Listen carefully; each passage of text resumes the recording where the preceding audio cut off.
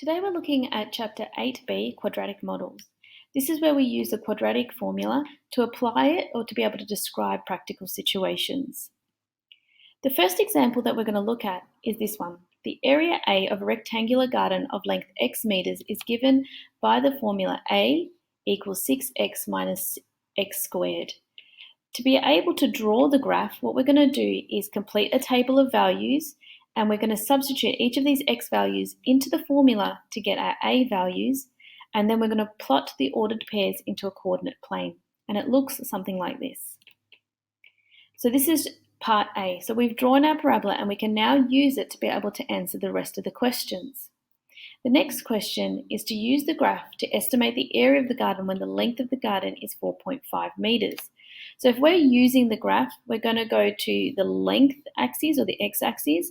At 4.5, we're going to go up there to meet the parabola, and then we're going to read off the graph the a value, and that's approximately 6.5, 6.75. To be really accurate, we can check this solution algebraically. So what we're going to do is substitute the value of x equals 4.5, because that's the value that we're looking at initially, into the formula, and as you can see, it will give you the value of a at 6.75.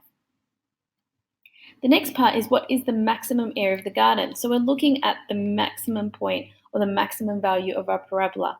And if you look at our graph here, that is at A, because we want the area, we don't want the length, we want A equals 9.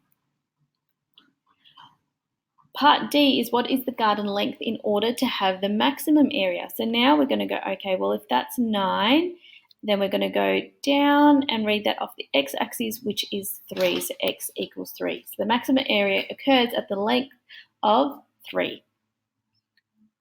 If we had this example here, the value of a gemstone is directly related to the square of its weight and can be modeled using this quadratic equation, where V is the value in dollars and W is the weight and A is a constant. As you can see here, we can't really draw a graph from this because we don't have any other values. So the first part of the question is to actually write the equation to model the relationship between the value and weight of the gemstone. And we're going to do that by using the value of $200 and also it being 4 carats. So if we did that, what we're going to do is when W equals 4 and V equals 200, all we're going to do is substitute that into our formula, simplify, and now we have an equation that we can actually graph. So as usual, what we're going to do is we substitute in and we do our table of values, and then we plot our graph. You can also use your calculator as well as the online tool that we showed you last lesson. So when we have a look at here, it says use graphing technology or a table of values to draw the graph of this quadratic model for the values of W up to 7 carats, which we've done here. Part C says from the graph, we need to now find the value of a 5.5 carat gemstone. So what we'll do is actually read that from the graph itself. So when W equals 5.5 and we go up to the parabola, and if we go across, it should be about 380. And again, what we can do is substitute that back into the formula to check that equation algebraically.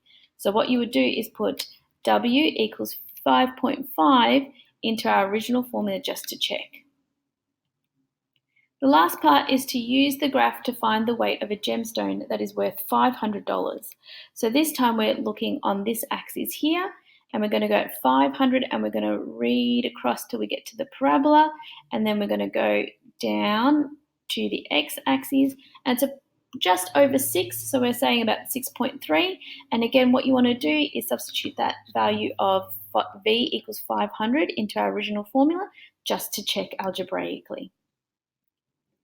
To complete this chapter, you will need to do questions 2 to 14, and remember you can use the online tool or your calculator to graph the parabolas, which will give you a really accurate reading when answering the questions.